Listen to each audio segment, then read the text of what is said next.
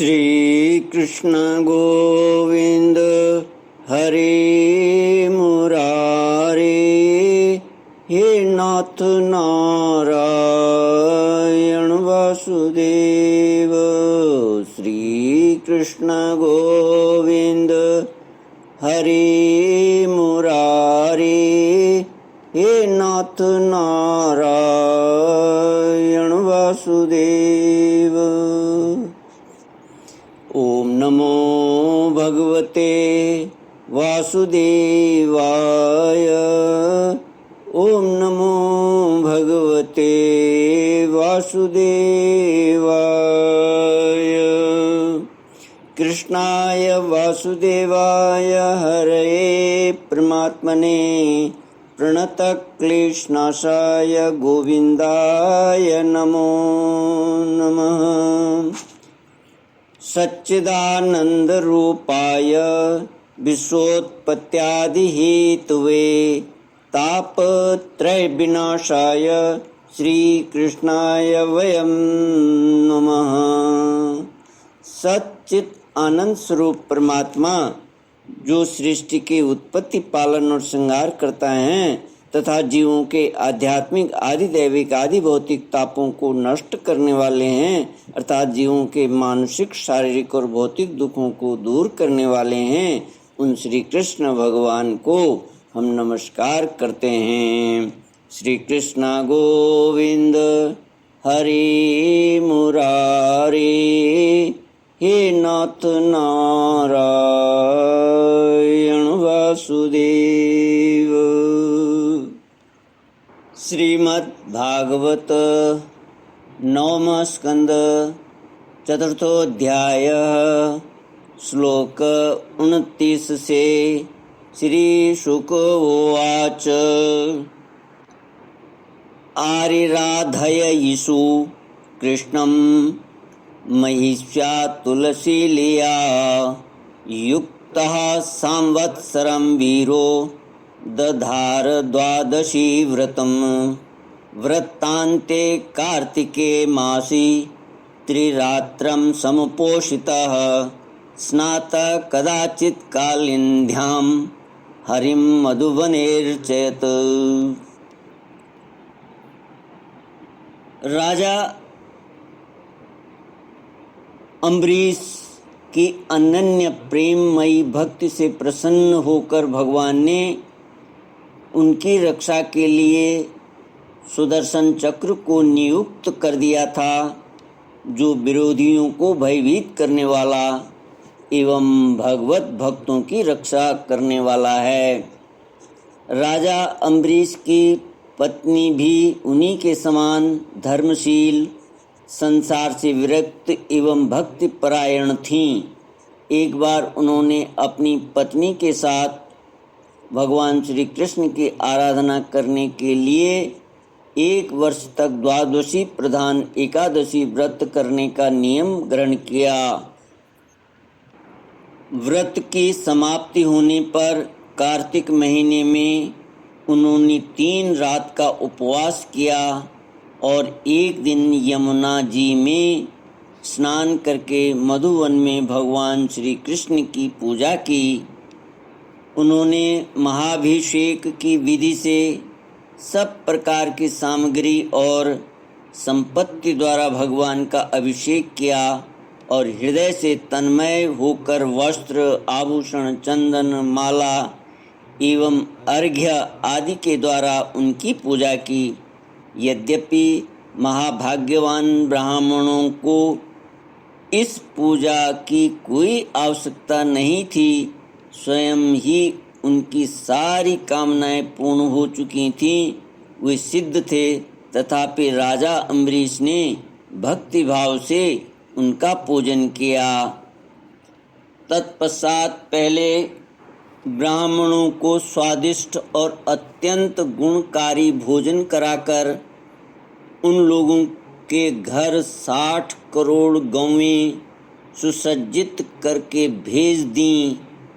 उन गौओं के सींग सुवर्ण से और खुर चांदी के मढ़े हुए थे। सुंदर सुंदर वस्त्र उन्हें ओढ़ा दिए गए थे। वे गौएं बड़ी सुशील, छोटी अवस्था की, देखने में सुंदर, बछड़े वाली और खूब दूध देने वाली थीं। उनके साथ दोहने की उपयुक्त सामग्री भी उन्होंने भेजवा दी थी।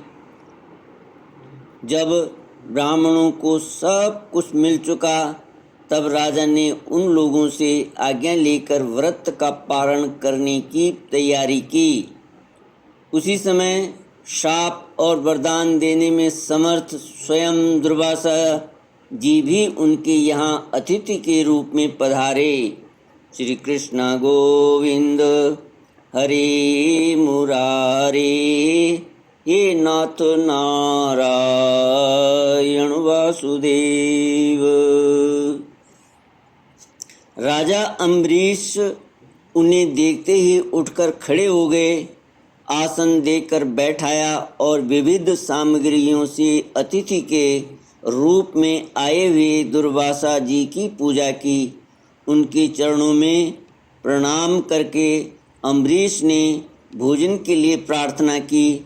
दुर्वासा जी ने अम्बरीश की प्रार्थना स्वीकार कर ली और उसके बाद आवश्यक कर्मों से निवृत्त होने के लिए वे नदी तट पर चले गए। वे ब्रह्म का ध्यान करते हुए यमुना के पवित्र जल में स्नान करने लगे। इधर द्वादशी केवल घड़ी भर शेष रह गई थी। धर्मज्ञ अम्बरीश ने धर्म संकट में पड़कर ब्राह्मणों के साथ परामर्श किया। उन्होंने कहा, ब्राह्मण देवताओं, ब्राह्मण को बिना भोजन कराए स्वयं खा लेना और द्वादशी रहते पारण न करना दोनों ही दोष हैं। इसलिए इस समय जैसा करने से मेरी भलाई हो और मुझे पाप न लगे, ऐसा काम करना चाहिए। तब ब्राह्मणों के साथ विचार करके उन्होंने कहा, ब्राह्मणों, श्रुतियों में ऐसा कहा गया है कि जल पी लेना भोजन करना भी है और नहीं भी करना है। इसलिए इस समय केवल जल से पारण किए लेता हूँ। ऐसा निश्चय करके मन ही मन भगवान का चिंतन करते हुए राजऋषि अम्बरीश ने जल पी लिया और परीक्षित वे केवल दुर्वासा जी के आने की बाट देखने लगे। दुर्वासा जी आवश्यक कर्मों से निवृत्त होकर यमुना तट से लौट आए।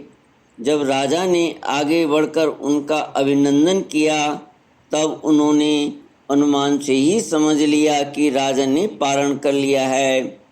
उस समय दुर्वासा जी बहुत भूखे थे, इसलिए यह जानकर कि राजा ने पारण कर लिया है, वे क्रोध से थर थर कांपने लगे।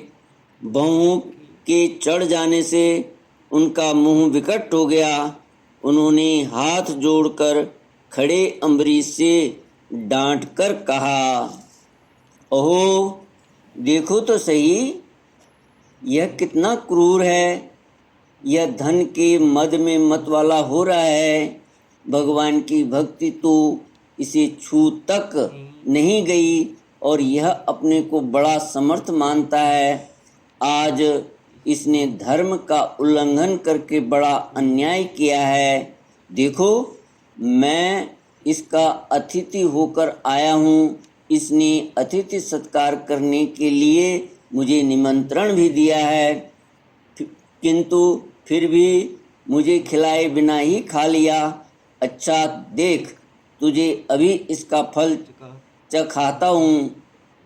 यूँ कहते कहते हुए क्रोध से जल उठे।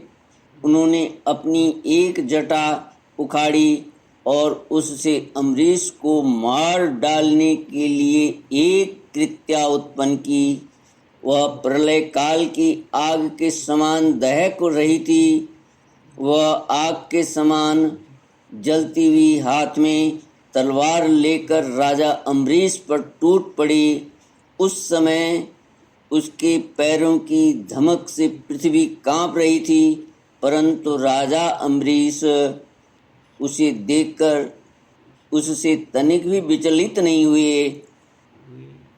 वे एक पग भी नहीं हटे, ज्यों के त्यों खड़े रहे। परम पुरुष परमात्मा ने अपने सेवक की रक्षा के लिए पहले से ही सुदर्शन चक्र को नियुक्त कर रखा था। जैसे आग क्रोध से गुर्राते हुए सांप को भस्म कर देती है, वैसे ही चक्र ने दुर्वासा जी की कृत्या को जलाकर राख कर ढेर कर दिया। जब दुर्वासा जी ने देखा कि मेरी बनाई हुई कृत्या तो जल रही है और चक्र मेरी ओर आ रहा है, तब वे भयभीत हो अपने प्राण बचाने के लिए जी छोड़कर एकाएक भाग निकले। जैसे ऊंची ऊंची लपटों वाला दावानल सांप के पीछे दौड़ता है, वैसे ही भगवान का चक्र उनके पीछे पीछे दौड़ने लगा। जब दुर्वासा जी ने देखा कि चक्र तो मेरे पीछे लग गया है, तब सुमेरु पर्वत की गुफा में प्रवेश करने के लिए वे उसी ओर दौड़ पड़े। दुर्वासा जी दिशा, आकाश, पृथ्वी, अतल बितल आदि नीचे के लोक, समुद्र, लोकपाल और उनके द्वारा सुरक्षित लोक एवं स्वर्ग तक में गए, परंतु जहाँ जहाँ वे गए वहीं वहीं उन्होंने असह्य तेज वाले सुदर्शन चक्र को अपने पीछे लगा देखा। जब उन्हें कहीं भी कोई रक्षक न मिला, तब तो वे और भी डर गए। अपने लिए त्राण ढूंढते हुए वे देव शिरोमणि ब्रह्मा जी के पास गए और बोले, ब्रह्मा जी, आप स्वयंभू हैं, भगवान के इस तेजोमय चक्र से मेरी रक्षा कीजिए। श्री कृष्ण गोविंद हरे मुरारे, हे नाथ नारायण वासुदेव। ब्रह्मा जी ने कहा, जब मेरी 2 परार्ध की आयु समाप्त होगी और काल स्वरूप भगवान अपनी यह सृष्टि लीला समेटने लगेंगे और इस जगत को जलाना चाहेंगे, उस समय उनके भ्रू भंग मात्र से यह सारा संसार और मेरा यह लोक भी लीन हो जाएगा। मैं शंकर जी, दक्ष, भृगु आदि, प्रजापति, भूतेश्वर, देवेश्वर आदि सब जिनके बनाए नियमों में बंधे हैं तथा जिनकी आज्ञा शिरोधार्य करके हम लोग संसार का हित करते हैं, उनके भक्त के द्रोही को बचाने के लिए हम समर्थ नहीं हैं। जब ब्रह्मा जी ने इस प्रकार दुर्वासा को निराश कर दिया, तब भगवान के चक्र से संतप्त होकर वे कैलाशवासी भगवान शंकर की शरण में गए। श्री कृष्ण गोविंद हरे मुरारे, हे Low battery, please charge. देव। ओम पूर्णमद पूर्णमिदं पूर्णात् पूर्णमुदच्यते पूर्णस्य पूर्णमादाय पूर्णमेवावशिष्यते। ओम शांति शांति शांति। हरि ओम। श्री गुरुभ्यो नमः। हरि ओम।